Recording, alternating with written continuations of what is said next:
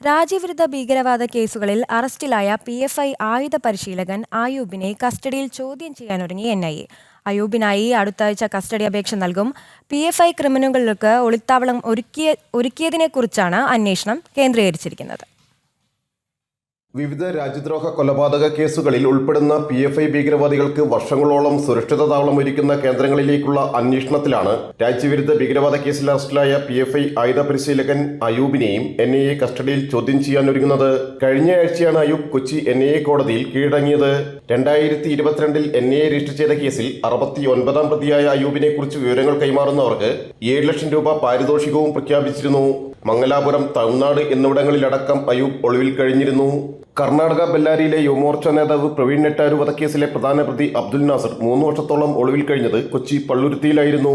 ഒടുവിൽ ഒരു ഷവർമ്മ കടയിൽ ജോലിക്കാരനായി കഴിയുകയായിരുന്നു പ്രതി. കുടക് സ്വദേശി അബ്ദുൽ നാസറിനെ NIA ബംഗളൂരു യൂണിറ്റും വിശദമായി ചോദ്യം ചെയ്യും.